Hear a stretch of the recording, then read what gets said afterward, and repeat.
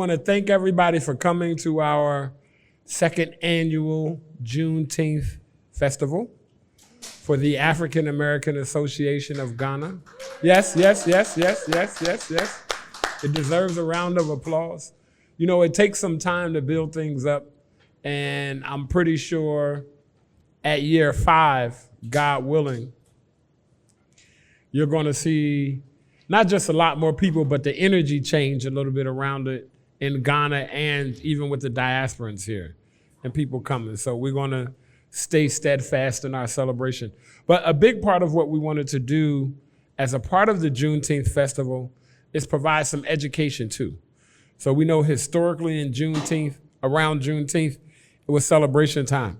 You got dressed up very nicely in your suit or your dress and your hat, and you basically went to the club, right? Even though it wasn't a club, it was more like a juke joint, right? I'm sure in the late 19th century, it was a juke joint. But that's what you did to celebrate Juneteenth. That's what you did to celebrate freedom. So we wanted to have some workshops that dealt with some topics that we felt are hot button topics that a lot of diasporans ask about and that a lot of people wonder about. So today we have a few, and we start with living legally. We have our guest, Miss or Mrs.? Are you sure? Miss Kelley. Kelley's just like, yeah, I'm not putting up with this today. Miss Kelley Kwakye. So Miss Kelley Kwakye Esquire is going to be our expert today talking about living legally in Ghana. And today's conversation is not about it's about the law, right? We want to share with you all what is required legally. What does the law say about living in Ghana? What are the legal requirements? Now, what you do and how you use your Kaumba creativity on the ground is up to you, but we want to talk about the law. So first of all, Kelley, welcome. Tosin, let's move the mic a little closer for you. Okay. Can you all hear Kelley? Hi, everyone. Okay, excellent. So please tell us, first of all, just so that they know that we real, and it's not are you a real lawyer? I am a real lawyer. Okay. Your mom just walked in, so she can verify. She can verify that. Okay. I was gonna ask who got those law school receipts. Okay. You said 2 jurisdictions. Yes. So that's, what are those 2? That's England and Wales and Ghana. England and Wales and Ghana. Mm-hmm. Okay. And what's the name of your law practice here? So I practice out of Ni Okante Chambers. Okay. Mm-hmm. Ni Okante Chambers. Mm-hmm. Okay. And how long have you been a lawyer? In Ghana for 5 years. 5 years. 6 years now, yes. And you say England and Wales? 7. 7 years, yes. Okay. Well, let me ask you this. What made you, so you were a lawyer there first? I qualified there. You qualified there first. So as a lawyer, what makes you stay in Ghana and practice law? Because so much, we hear so much about doctors, lawyers, brain drain, and all of the best talent leaving, but here we have you here and you're here. What has helped you to say, I'm going to do this in Ghana, unless you're about to leave next week and then I'm wrong. So I'm not leaving, and you shouldn't either. There's no place like Ghana, so that's why I'm here. We can clap for that, y'all. We can clap for that. Okay, so today, again, as I mentioned, today we're talking about living legally in Ghana. Let me get my notes. So, and this is going to be a conversation between myself and Kelley, and then we're going to take some questions. So many diasporans come to Ghana, and everybody, let me see, raise your hand if you're from the U.S. Okay. Halfway? Somewhere in the middle of the Atlantic Ocean? You were born here but lived there. Okay. Raise your hand if you have a U.S. passport. It's a different question. Okay. You have a U.S. passport. Raise your hand. Well, no, I don't want nobody to incriminate themselves. Raise your hand if you had to get a visa to come to Ghana on your first trip. If you had to get a visa. Okay. Raise your hand if you have ever had a residency permit in Ghana. a legal residency permit. Raise your hand if you've ever had one in your life. I'm not asking if it's current, how you got it, but if you've ever in your life had one. Okay, so let me go on to my first question. We got a whole nother panel about citizenship. This one is just about living legally. So we get a lot of questions in the African American Association of Ghana about visas, about how long you can stay in Ghana when you visit, about residency permits, about bank accounts, work permits, and just understanding when I come to Ghana, how long can I stay? So from a law perspective, can you share with us how long are individuals allowed to stay in Ghana when they get a visa and they arrive? Can you just stay for a year? Is it a certain number of days before you have to get something updated or renewed? Okay, so it depends on the type of visa you got to come to Ghana in the first place. Okay. I think it's safe to say most of you probably came here initially on a tourist visa. But there are other types of visas. There are student visas, there are employment visas, and then there are business visas as well. So if you came here on a tourist visa, it depends on your nationality, but I believe for Americans, you can stay for 60 days. After 60 days, you basically have to leave or apply for a residence permit. And you have to apply for the residence permit before the 60 days is up. Otherwise, you pay a penalty for every day you're here after the 60 days if you do apply for a residence permit afterwards. I know what some people do is they just cross the border to Togo and come back. Technically, you left and came back. So, for example, if you have a 2-year multiple entry visa, you can leave and come back. And each time you come back, the clock starts running again on your 60 days. It's not really sustainable if you plan to stay here for 2 years to keep doing that. And also, at some point, if the immigration officers realize that's what you're doing, they do have discretion to stop you if they realize you're actually just living in Ghana and going to Togo for a day or two and coming back. So if your plan is to live in Ghana, it's not the best idea to just leave and come back every 59 days. Mm-hmm. Then if you're here on a student visa, unfortunately, the semester is longer than 60 days, but I don't think they fixed that glitch. You still kind of have to leave or apply for a residence permit. And then if you're here on a business visa, that means you're starting some kind of business or you have business partners here who you had applied for a visa for you to come. You will have a longer period which you're allowed to stay here for. If you're here on an employment visa, then they'll give you a certain amount of time, maybe a year or two, when you can stay, and then you'll have to renew. And with that, it's really just about the length of time that your visa is valid for, that you're allowed to stay here for. So it's all about the type of visa you have. Great answers. I didn't even know that there was a business visa, number one. So I just learned something new. I don't know about you all, but I never knew that you could get a business visa. I've heard of a student visa, but I didn't know about a business visa. So at one point in time, and I don't know if this is something that,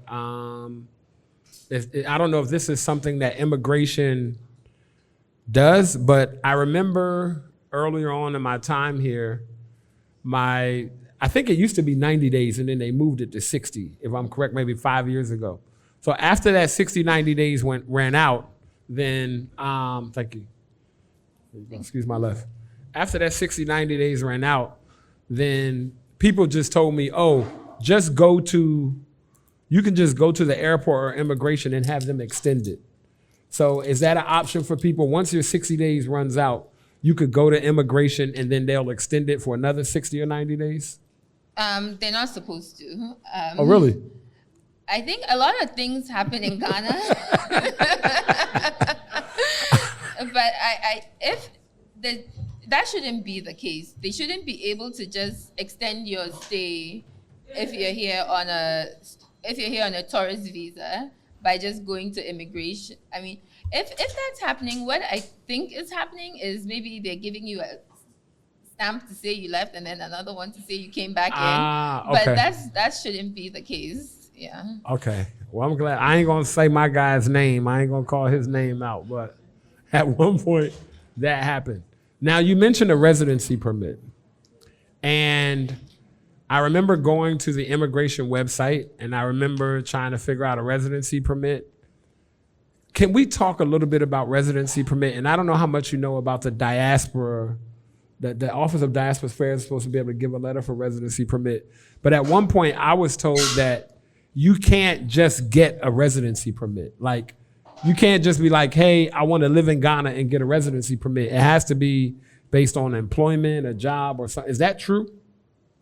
Yes. So from what I know and the letter of the law, a lot is changing with the year of return and the government trying to encourage people from the diaspora to live in Ghana. But the letter of the law is that to get a residence permit, you need to be here for business or for employment or as a spouse of a Ghanaian. Mm-hmm. And so not just, I'm black. No, well, and I want to go back to Africa and I want a residency permit. That's in the law, that's not there. No, it's not. Okay. They do make some concessions for retirees over 60. Okay. In Ghana, the retirement age is 60. So if you're 60 and you can prove that you can support yourself in Ghana, I believe it's not so difficult to get a residence permit. Okay. But if you're just a young person and you just want to move to Ghana, you can't just roll up here and apply for a residence permit. It's not really going to work unless you're starting a business or you're employed. And then when you're starting a business, that's a whole other conversation. Right. Because of the GIPC laws. Right. Right. Hold on. We're going to get to some questions at the end. We're going to get to some questions. We like to see that, though. We like to see the eager questions. So from a law standpoint, you can't just decide to move to Ghana. Like, I couldn't have had a good time in Dirty December and, I met a new boo and, unless the boo married you. Unless the boo marries you, yes. right? Mm-hmm. But I met a new boo or something and then decided that I'm going to stay here, so I wanted to be a resident. I would still have to figure out a way to do it. Yes. Okay, but legally, it doesn't say that you can just go do it. And how much do you know about the diaspora residency permit? Do you know much about that? No. Okay. No. So for those of you who are here, it's our understanding that the Office of Diaspora Affairs, you can go there and they will give you this letter to say that this is a diasporan who's returning home. And then that signed letter you can take to immigration, and then immigration will issue a residence permit. That's what you did. And did it work? Yes. And you got the letter and you were able to get the residence permit? Okay, all right. So did I say the process right? But you have to have some other documents. Okay, but essentially, but you go to Diaspora Affairs, they give you a letter, you have some other documents. To get the letter. Okay. Can you share with us, I'm gonna repeat on the microphone, what are the things that you had to take with you when you went, if you remember? You have to take bank statements. A bank statement? So that we have funds coming in that we can take care of ourselves. Uh-huh. We can take our, I think they take our birth certificate, I think our marriage license, because it was three of us and I had to take a police report. Police report, birth certificate. So you take all of these things to the Diaspora Affairs office. Yeah, but I didn't have to take a birth certificate. You didn't have to take a birth certificate, okay? Bank statements, a lease, or something saying that I own the house, Okay, and bank statement, and the letter. okay, because we're recording this and people will see this on YouTube, we are going to go back to Diaspora Affairs office and we're going to have them give us a certified list, exactly. So that we don't say, well, some people took a bank statement, some people didn't have to have a birth certificate, some people. So then that way we can at least publish a list and say, hey, from Diaspora Affairs, here are the things that is required to get the residency permit. Okay. They have it. Do you have it with you? You mean tell me you came to this workshop and you ain't bring it? You know you're supposed to bring that here so we can ask you for a copy of it. No, but we'll get that. So let me continue with some of our questions. My man in the back, I'll go ahead and take your question now, brother. I understand that you got off the plane yesterday and came straight to the Juneteenth program and you moving to Ghana.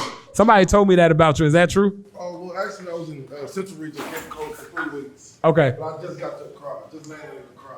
Okay, you just landed in Accra. Yeah, me and my mother have been here for about 30 or 40 days now, looking at different places. I'm trying to figure out where we live. But you guys have moved to Ghana. Yeah, well, November be my official movement. I'm placing my vote in the election. I'm getting on the plane. Okay, you voting and coming back. All right, well, congratulations. Congratulations, Mom. Yeah. So my thing, I was asked about employment. I plan on keeping my U.S. job working remotely. Does this still count as employment, or do they want to see that I'm employed here?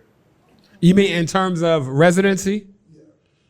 Does that count? Not for what I was talking about, but it would probably help with the Diaspora Affairs process, because then they would see that you have income coming in. But that wouldn't count for the Ghanaian employment bid, because that I was talking about being employed in Ghana with an employer who could sponsor your visa here or your residence permit here. So that would be a Ghanaian company. Mm-hmm.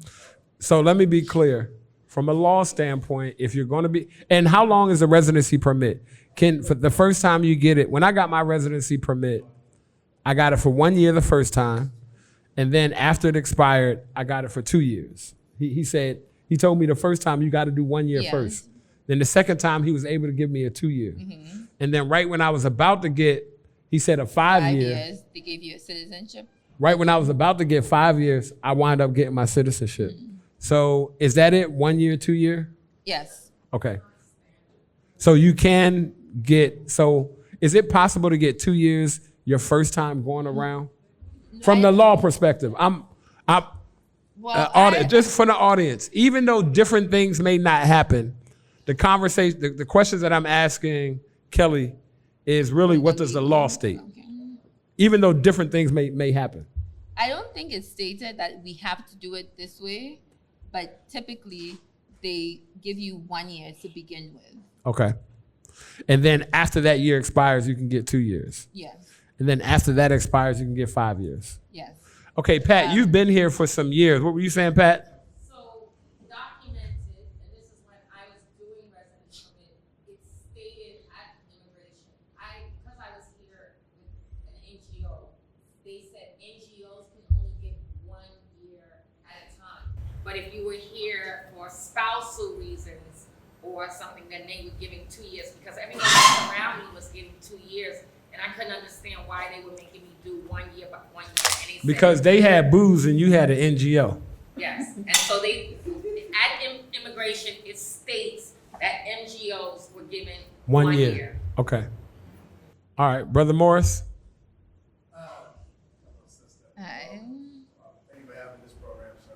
So I have a 2 year residency right now in Ghana. You have a 2 year residency permit.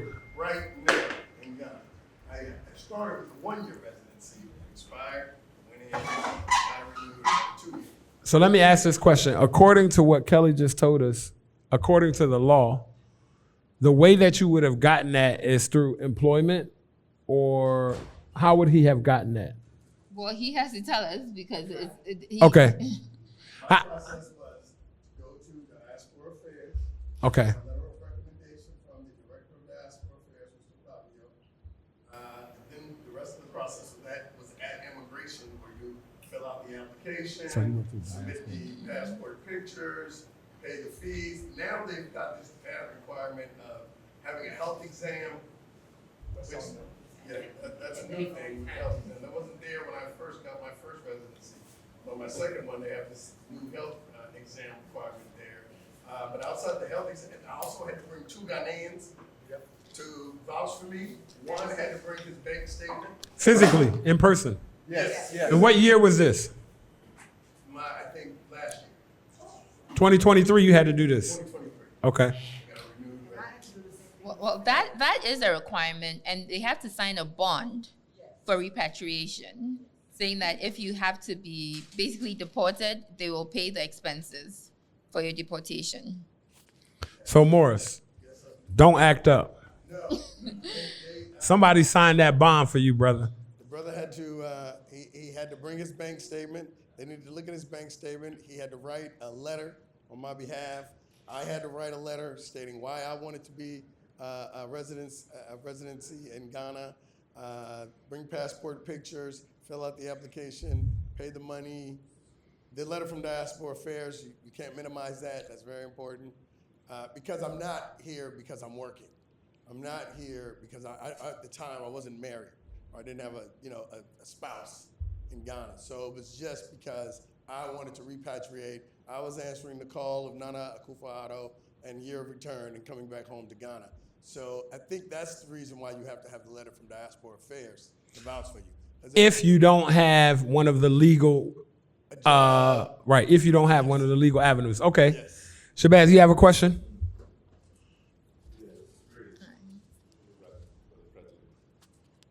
My question is, I've gotten my residency and I have to do all those same things with the 2 Ghanaians, the whole deal, but mine expired in November.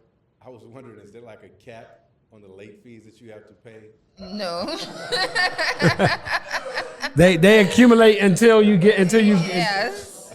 Yes. And what do you know offhand what the late fees are? No, but it's Okay. a lot. It's a lot. Yes. Right now, it's almost more than a ticket for me to go back, so, yeah. Well, And they from won't- November they won't- 2023. Yes, And they won't let you leave either till you pay. exactly. So Right. I'm here regardless, so.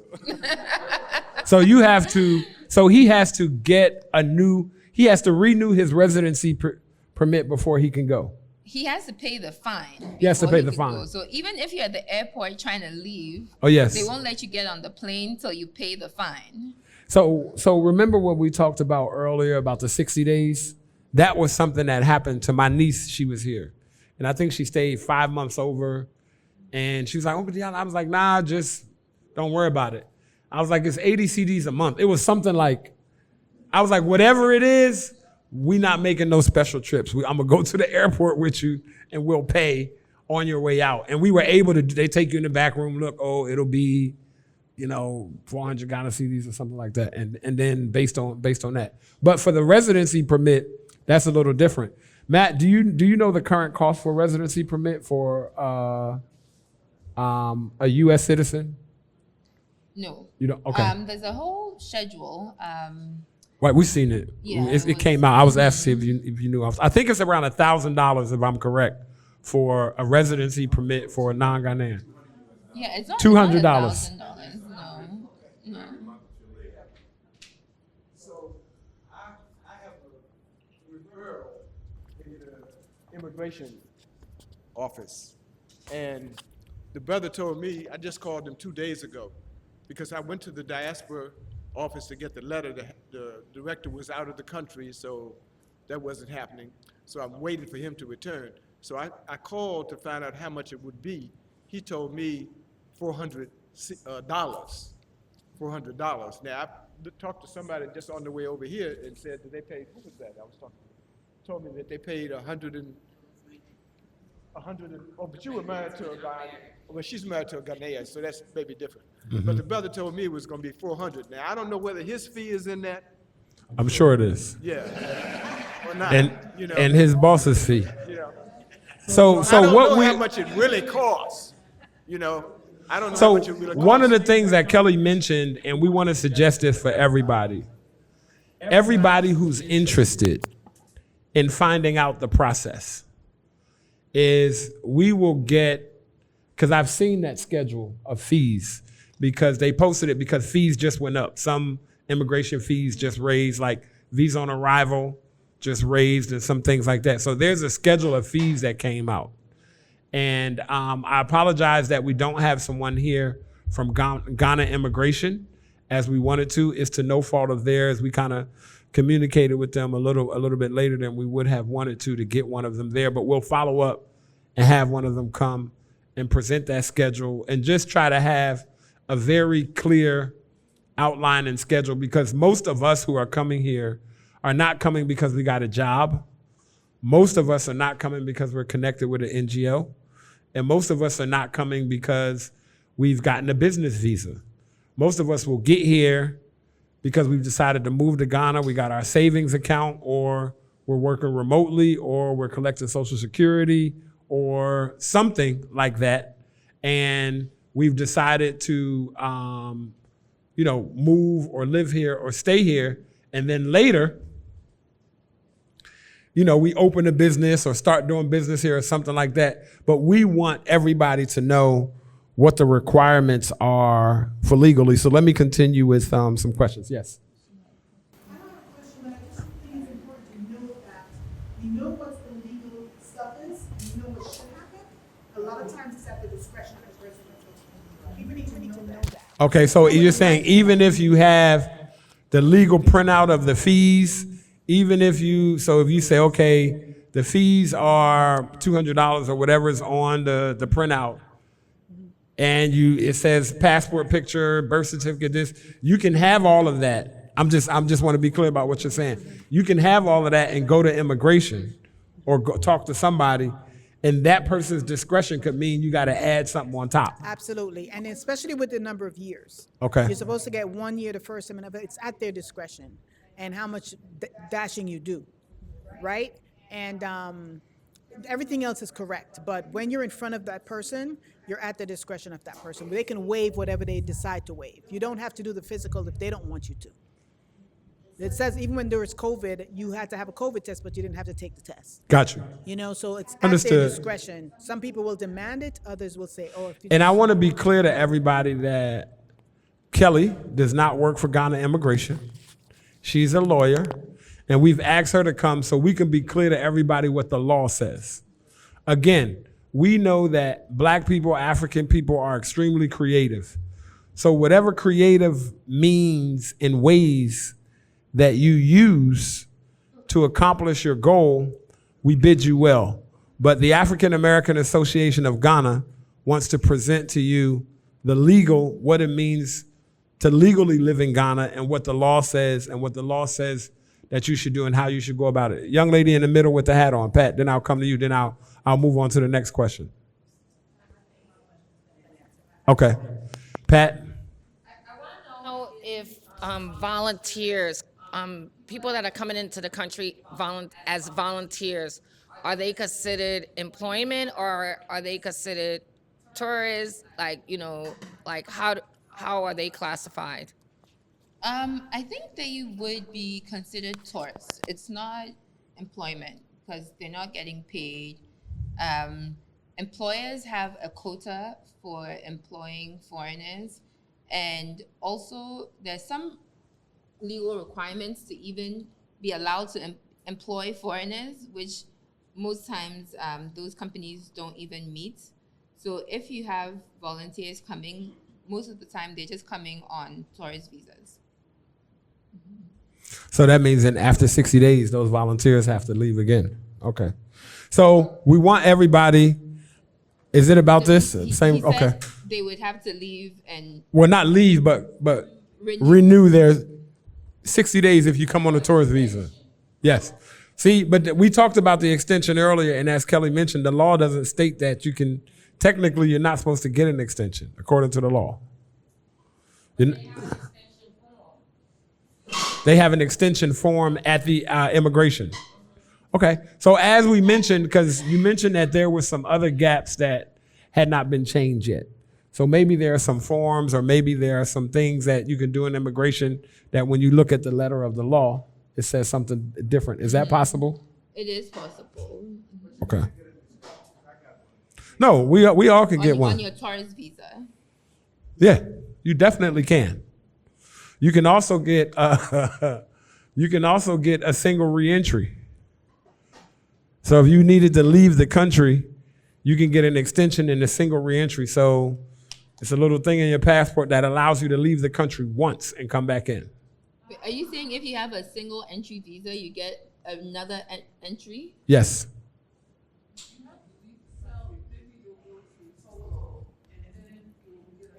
No. I mean, the immigration has a sticker that allows you to have a reentry. So let's say it has nothing to do with the 60 days.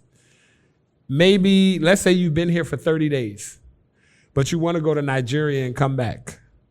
You can get a reentry sticker that allows you to go to Nigeria and come back in, because with a single entry visa, once you leave, technically, you can't come back in. So this allows you to re-enter the country one time. So what you're saying is that when I leave the country, I can ask for an entry to come back in, so I don't have to go through that process? A re-entry from immigration. I've seen it happen. So you ask for it on your way out? No, we didn't. It wasn't on the way out. With the It fact was. that you have two types of visas, single entry and multiple entry. I got it. So when you're applying for your visa, instead of asking for the single entry visa, you want the visa to be able to allow you to come in and out of. Yes. See, I have the multiple visa. Okay, I got it. But he's saying if you had only a single entry, there's something you can get which allows you to suddenly come in and out. One time. One more time. One time. For everybody that's here, when you apply for your visa through the embassy or the consulate or the spot in Arkansas, which is the three places you can get a visa in the U.S., you can get a single entry or a multiple entry. Technically, you're not supposed to be able to apply for a multiple entry visa on your first trip. It's my understanding, because the Ghana visa application, if you try to do a multiple entry visa and the question asks you, have you ever been to Ghana before? And you put no, it won't allow you to select multiple entry visa. And the embassy will tell you, you have to visit first. And then on your second time, you can get multiple entry. Is that true? Unfortunately, these things change almost every day. Okay. We are exempt from that because we already had the single entry visa. Now we apply for the multiple entry visa, is what you're saying? No. So before coming into the country, you get a visa. Right. And if your first time you apply for a single entry visa, that single entry visa allows you to enter the country one time and stay for 60 days, correct? Mm-hmm. Okay. There's also a multiple entry visa. That multiple entry visa allows you to come in and out of the country as much as you would like until it expires. I know that because as soon as I got 5 years in 2017, I set a personal goal and I said, I'm going back and forth as many times as I can until this expires, because I didn't have a residency permit. And for me, it was like heaven. It's like, yo, so all I got to do is buy a ticket. I mean, I could buy a ticket tonight and leave tomorrow. I ain't got to apply for a visa. That's with a multiple entry visa. Right. And the consular at the embassy or the consulate decides if you get 18 months, 2 years, 3 years, or 5 years. Is that correct? You can't apply for 5 years or 2 years or 3 years. They decide when you ask for multiple entry how many they'll give you. Got it. Everybody got that? Okay, so let's move on a little bit. Yes, I'll take one more.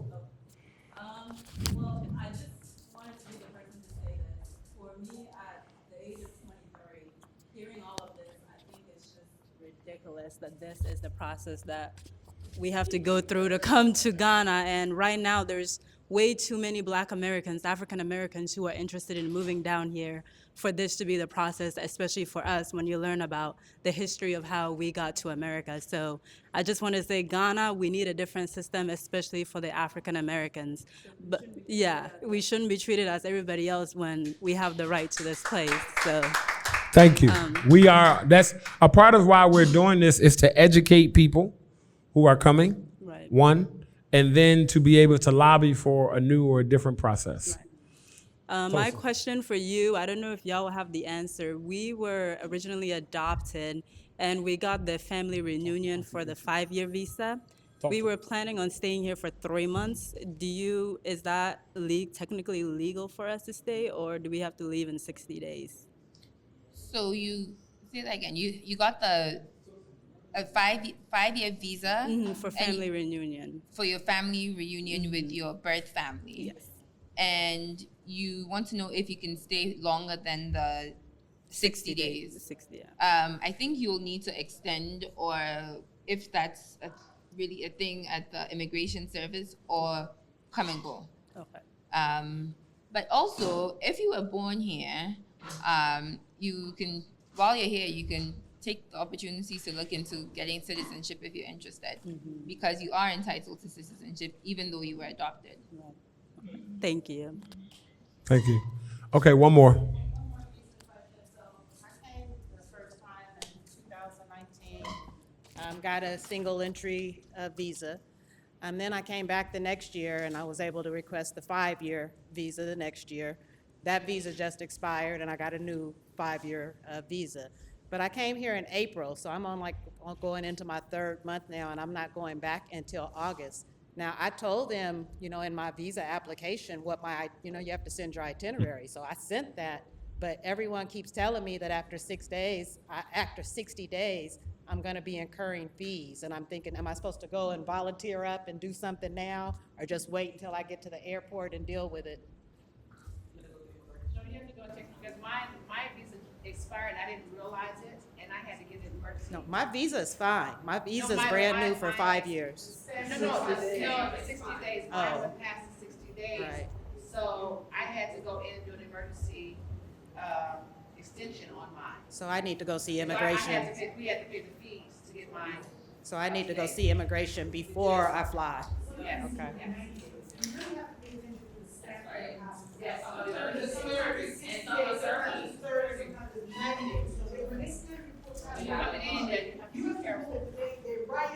Right. So let And I had no idea that. let so me I move find on to the that next just hearing question. that. So Yeah. people are coming to Ghana, they're staying, right? They're working out their legal residency. They're working out their legality of being here. So when the Ghana card became a thing, and when it was required for everybody to have a Ghana card, I remember trying to help somebody get a bank account, and they said you can't get a bank account without a Ghana card. And then I have a friend who's like, bro, you should come bank with me because you don't need a Ghana card for an account. And I said, well, I thought it was a law. So is it the law that with a Ghana card, or that a Ghana card, whether a residential Ghana card or a non-residential, but that Ghana card, no, I'm sorry, that in order to get a bank account, the Ghana card is not enough. You need a residence permit. Yes. But then you really shouldn't be able to get a non-citizen Ghana card without a residence permit. No, that's easy. Without a residence permit? Yes. So just with your visa? No, just with your passport. Yeah. When you go to, I thought you go to EcoBank, you have to submit the. you can go to NIA. So one of the things that is, because I take people direct to NIA, as long as you have a U.S. passport, you are able to get a Ghana card, a non-citizen Ghana card. They might look at your passport to make sure, I guess, that your 60 days isn't up, or I don't even know if they look at it. But all they do is take a copy of your passport, you pay the money, and you get a non-citizen Ghana card without the residency permit. But if you take that non-citizen Ghana card to the bank will say you cannot open an account without a residency permit. Fidelity Bank allowed me to open my account with my Ghana card, make a thank you, Lord, I put a tiny deposit into it. Because when I came back 6 months later to try to access that account, they told me that my account was valid, but not complete. And that until I have my residency card, now get this one. Until you get your residency card, they said, you can keep putting money in, you just can't take none out. Right, of course. So then when I applied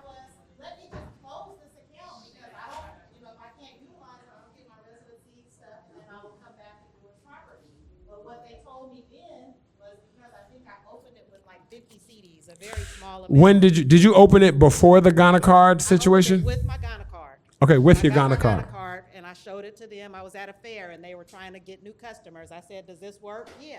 They took my money, so I made the deposit. Came back and tried to do business with the bank this trip, and the bank told me that my account had an issue, that I could continue putting more money in if I wanted, but until I got a residency card, I couldn't take it back out. But how long ago was that? Huh? When did you open the account? I opened it last summer, right after I got my Ghana card.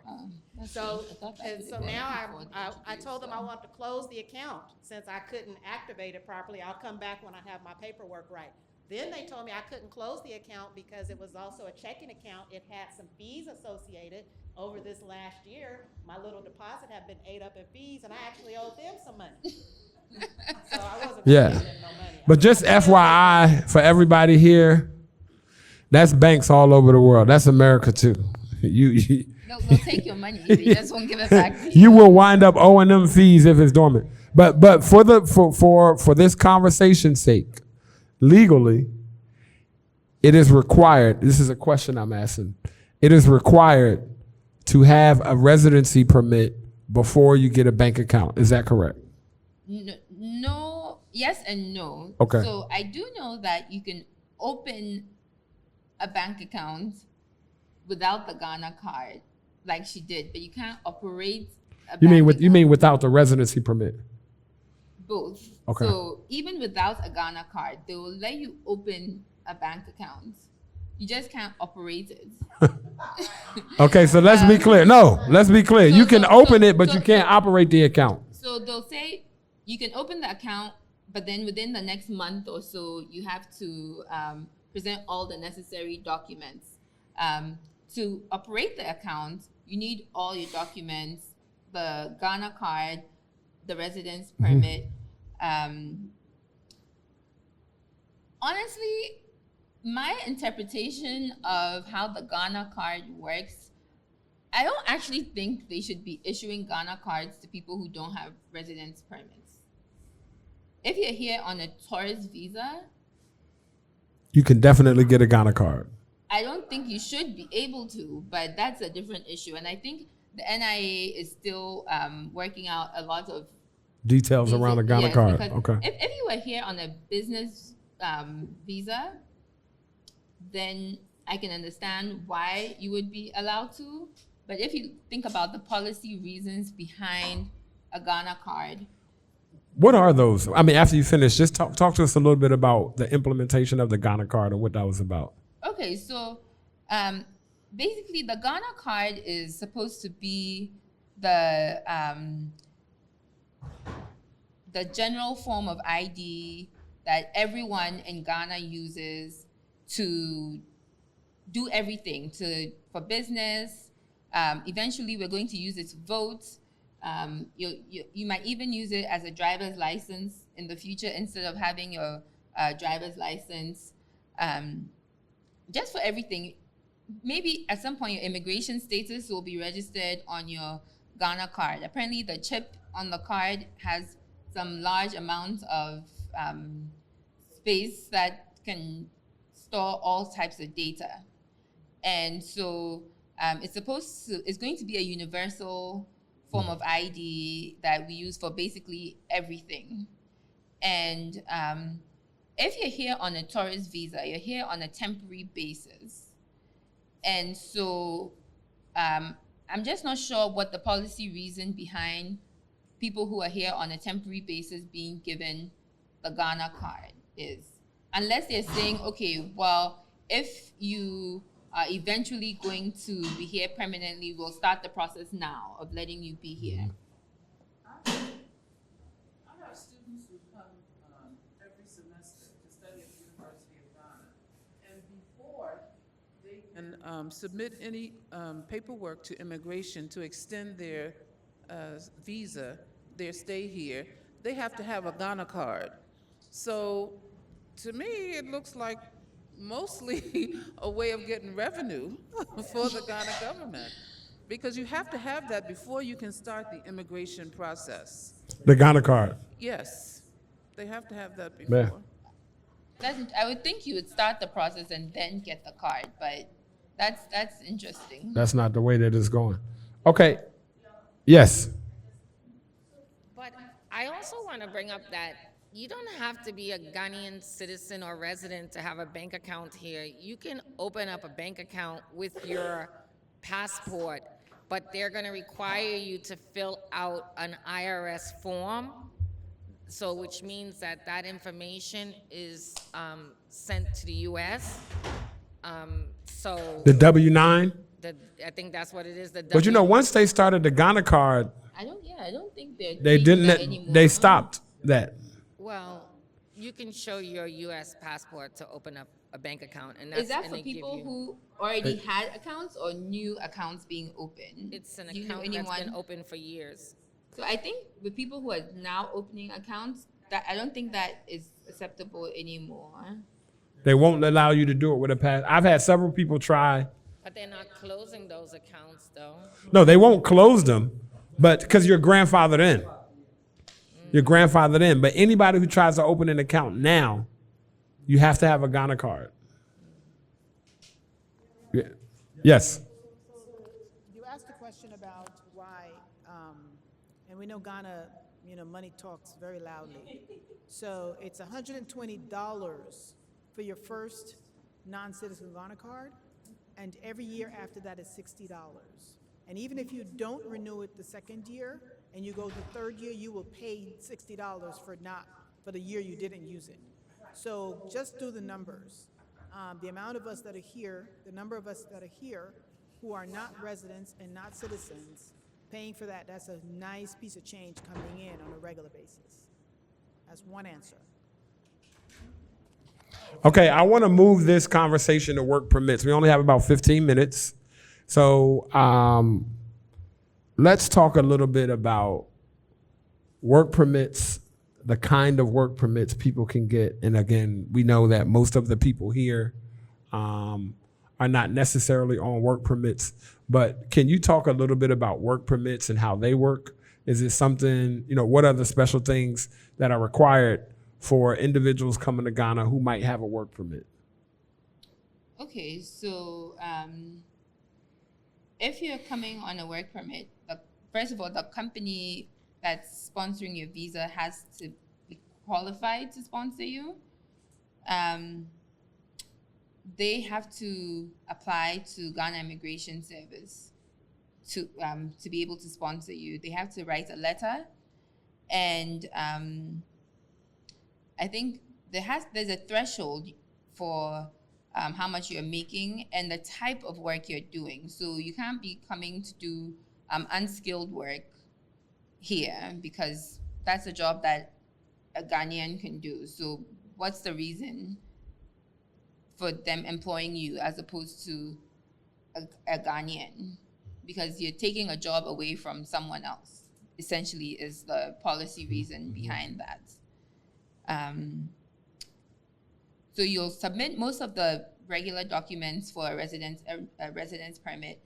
A lot of the things other people mentioned, your passport pictures, a police report, but then additionally, you'll need a letter from the employer.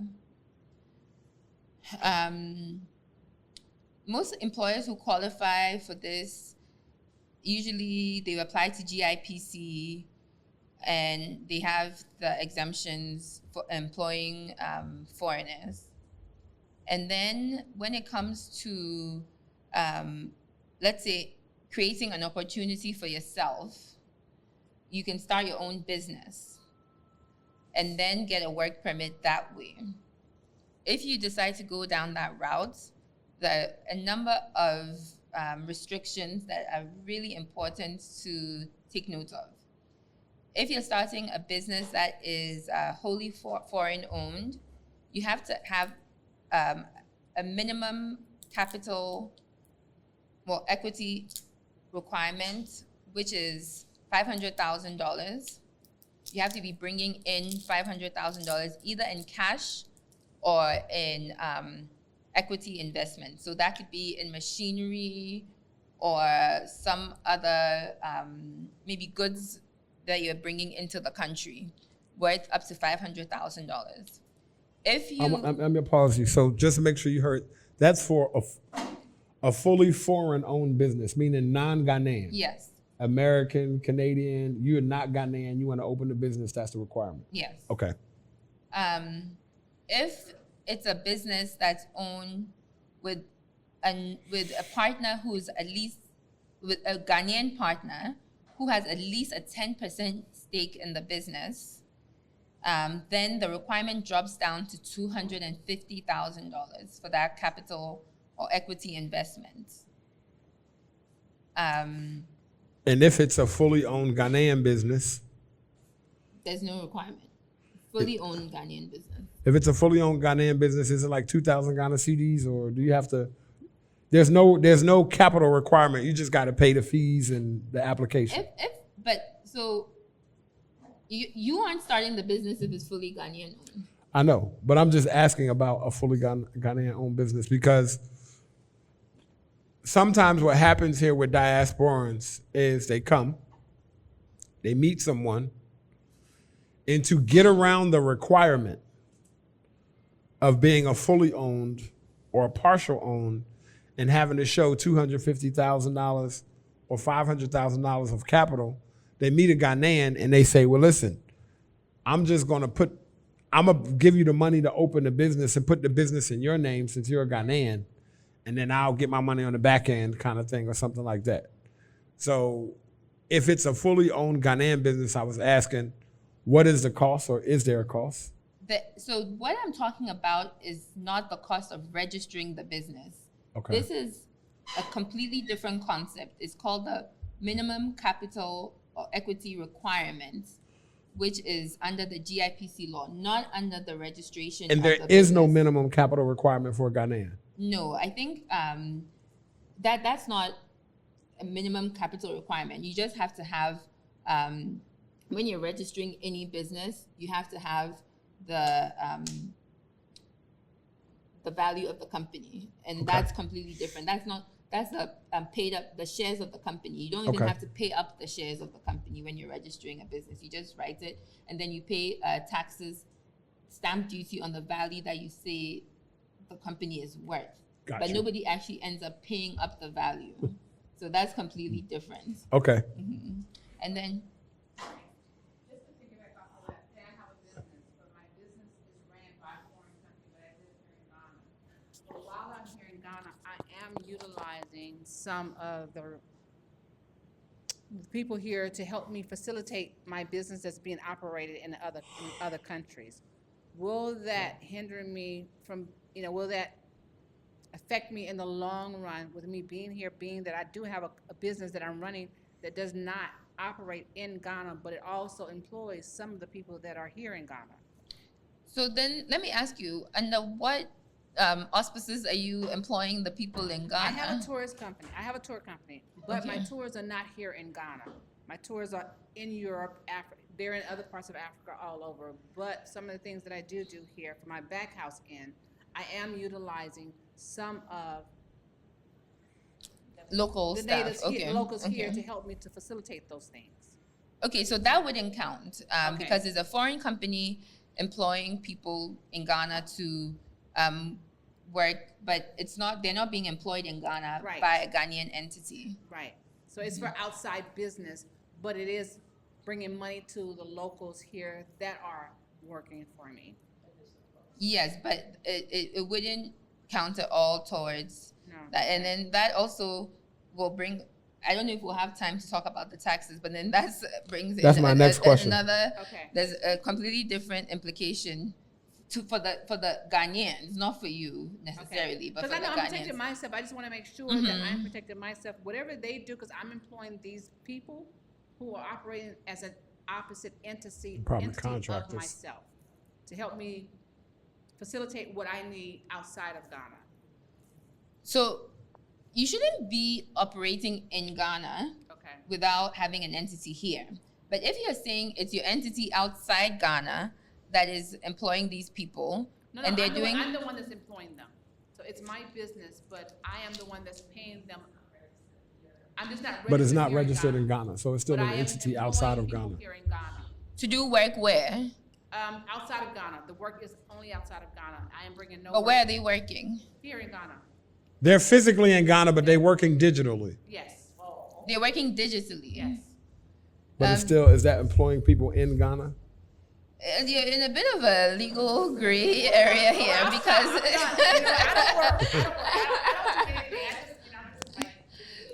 I got you. Let me take the question over here. Then I got one or two more questions, and then we'll close it out. Before we finish that, let me just I No, just go ahead. hadn't finished explaining all the Right. GIPC laws. Right. So then there's a third restriction, which is that if you're engaging in trading, which is basically buying or selling, then the requirement actually goes up to $1 million for the requirement. So just be aware of that. If you're importing and exporting and doing trading, then it's no longer 250 or 500. You're now at $1 million. Then there are also US Dollars. Then there are also some restrictions on what you can do at all. There's some industries that if you're a non-Ghanaian, even if you had $10 million, you're still not allowed to be engaged in. What are those industries? Okay, I have a full list for you here, but Okay. And I can get it from you later, but what are some of those industries? So these are industries that, hold on. Let me make sure I heard this right. There's a list of industries that no matter how much money you got, no matter what you want to do, they're pretty much reserved for Ghanaians, so you are not supposed to be able to engage in them? Mm-hmm. What are some of those? So this is sale of goods and provisions of services in a market, petty trading, or hawking or selling of goods in a stall at any place. So take note. The operation of taxi or car hire service in an enterprise that has a fleet of less than 25 vehicles. The operation of a beauty salon or a barber shop. The printing of recharge scratch cards for the use of subscribers. That isn't, we don't do that anymore in Ghana, but that used to be a. But that's just a few of them. The production of exercise books and other basic stationery. The retail of finished pharmaceutical products. The production, supply, and retail of sachet water. And all aspects of pool betting, businesses, lotteries, except for football betting or pool. Okay. Pool. And then there's one more thing to note, though. If you're married to a Ghanaian, you're exempt from all of these. You don't need the minimum capital requirement. I just want to let y'all know, starting next week. No. I'm creating a new business, and I'm pairing non-Ghanaians with Ghanaians for love. So if you want to get married and be exempt. But there's still also some restrictions to the marriage thing as well. Right. You have to have been married for 5 years. And Some of y'all ain't gonna make it. And you have to prove that it's a valid marriage. A valid marriage meaning meaning legal. It says duly verified as having been validly conducted. You got to do the knocking. You got to do the whole. We have a question here. We have a question. I just wanted to update you on the GIPC. I was there yesterday. You were where? GIPC Okay. yesterday. 500,000 USD for 100% foreign owned, 200,000 USD for a 10% Ghanaian partner. The most important thing to understand about that is the 200 and 500 can't trickle in. It's a snapshot. So when your bank hits 200 or 500, you call your bank calls the Bank of Ghana. Bank of Ghana issues a letter to your bank, gives you a copy, you take it to GIPC. My question was, are you saying that if I brought in 200,000 a month for a year, Over 2 million, that wouldn't count? No. They want to see 500,000 snapshot on the bank account, one time. One time, one drop, bing. And that's absolutely true. But then also, it doesn't have to be cash. So it depends on what kind of business you're going into. So for example, if you were You mentioned setting up machinery, a factory, right? it could be your factory equipment. The value of that equipment counts Exactly. towards that 500,000. Exactly. Okay. So if It could be collateral. It doesn't have to be liquid cash. It can be collateral. yes, but it can be something you built here. So for example, you need to import machines worth that much. Let me. Oh, and there's one more exemption as well. Actually, there end up being a number of exemptions, and maybe I shouldn't be giving you all this information for free. But export you got to trading. give them no more else. Export trading is also exempt. So, for example, if you were producing, you were, I don't know, maybe processing yams and sending them out. But processing isn't just washing them and putting them in a crate. You have to be maybe cutting them up, dry freezing them or something, putting them in nicely packaged plastic containers, and then sending them out. I can't go to the market and pick up some products in the market and say that I am manufacturing them. I have to go to wherever, say I'm doing. Got to go to the farm. Organic, you have to go to the farm. Say that I'm harvesting organic coconuts and I'm importing them to Europe. No, you have to process them. That's what I'm saying. I'm harvesting, process, everything is happening in my facility. And it's from my place to the airport out of the country. But it can't just be the coconut. The oil. Oh, oil. I didn't hear oil. Yes. I'm harvesting coconut oil. Yes. I'm getting the oil, but it's my facility. It goes straight out of the country. It's not getting any. Exactly. Now, we're our time technically is up, even though we started a little bit late. And just to recap, we talked about residency. We talked about having legal residency here in Ghana. We talked about your length of stay on arrival.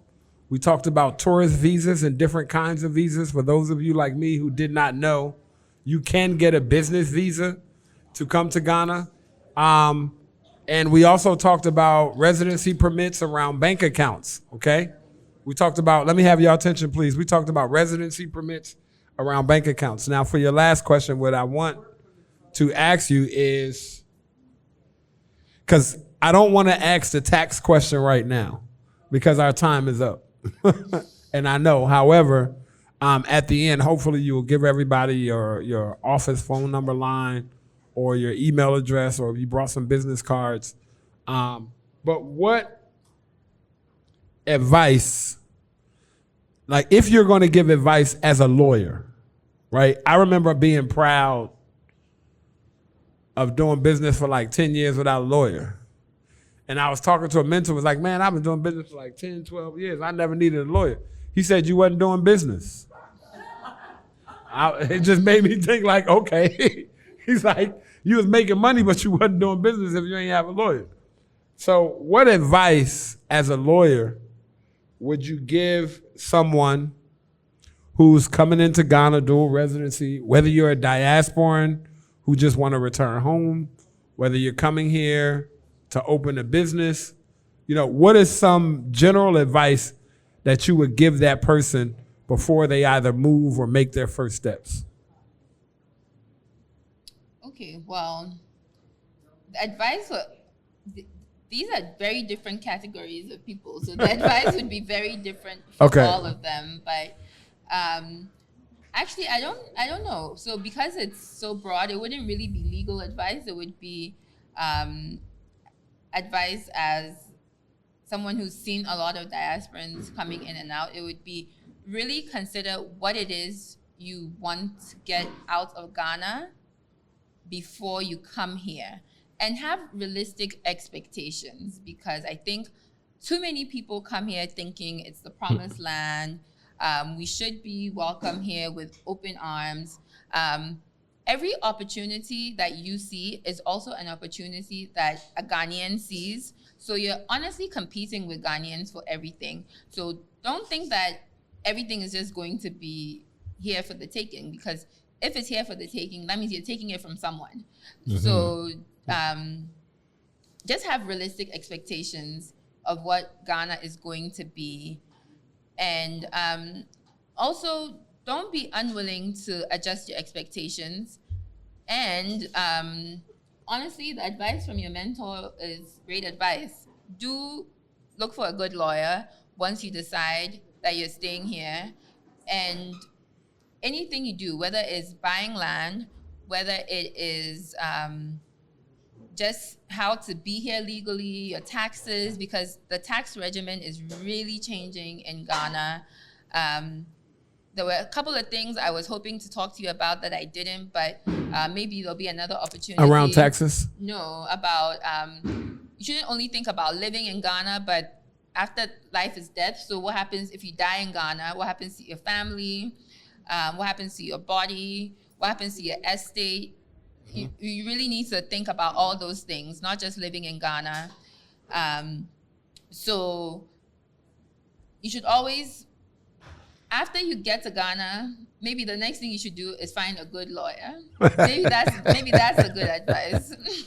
Okay, no. We thank you. And please tell us again the name of your law firm. Give us your contact information, because we know that you've agreed to come here and do this because of your love for AAAG. You are a member of AAAG. You've always been a member of AAAG for some years. So you've been giving us a lot of information. So, and we want to encourage people here to use a good lawyer.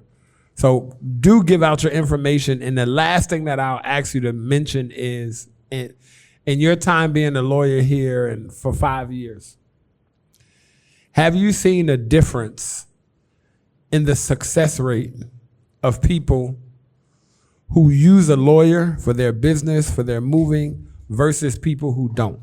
Have you seen the difference in success rate or not? But please give us all of your information, and then how people can get in touch with you, how they can consult with you, and then answer that question for me. Okay, so I'll answer the last bit first. Absolutely. People who move here after consulting with a lawyer have much better success rates. People who come to me after they're in trouble always pay more. They end up in more trouble. But my clients who contact me even before they move to Ghana, I mean, they have a much smoother landing. So if you're not contacting me, contact someone else at least before you move. Please don't try and buy a property before you move to Ghana. Outside of Ghana without a lawyer is a sure way to get cheated. If someone has done it and they didn't get cheated, good for them, but I can assure you they're the minority. In terms of telling you a little bit about myself, I think I didn't actually introduce myself at the beginning of this. So yes, my name is Kelley Kwakye. I've pretty much been a member of AAAG since I was born, because my mother has been in this organization forever. But hold on, as a lawyer, if you've been a member since you was born, can we go back and collect dues from? No, I'm joking. No, maybe only after I turned 18. I'm joking.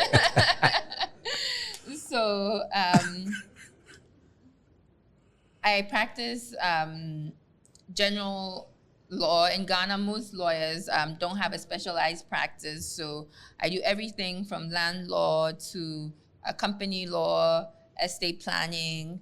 I do a lot of litigation, especially land litigation, and now a lot of estate litigation as well, and commercial litigation. And the best way to avoid litigation is to plan ahead. Like I said, my chambers is Niokante Chambers. It's spelled N-I-I, and then another word, O-K-A-N-T-E-Y, Chambers. I have my business card. I can give it to anyone who's interested. Our website is also neokantechambers.com. So yes, it was a pleasure talking to all of you today. I'll still be hanging around after this if you would like to talk or if you have any more questions. Let's give Kelley a round of applause. On behalf of AAAG, Kelley, we want to say thank you. And can I get you on record? Can we do this again, even if virtual, to move to that part 2 that you were talking about? You were saying, not taxes, but you were saying there's some other things you wanted to get to. Maybe we'll give you some time, but if we could do that, because this information that we have these experts coming and we have people with boots on the ground experience, is because we're seeing too many people have attached, they're moving on their emotional attachment to missing Africa. Too many people. And there's too many people having bad experiences. And the African American Association of Ghana, as I've been saying, is protection by association. It's very hard to make these bad choices in the association if you're sharing.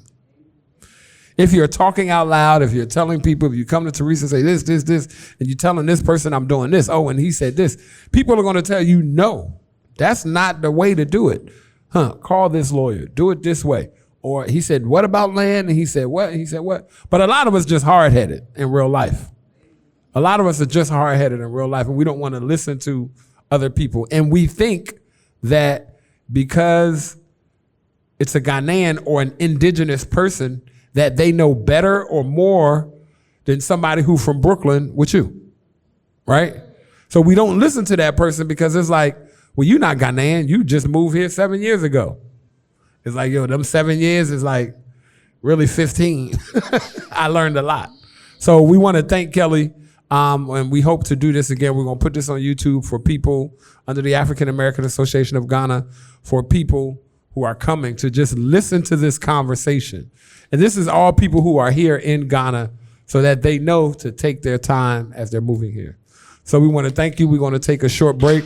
We're going to take a 10 for 10, 9 for wine, a short pause. And then we're going to come back with our next panel discussion. So thank you, everybody.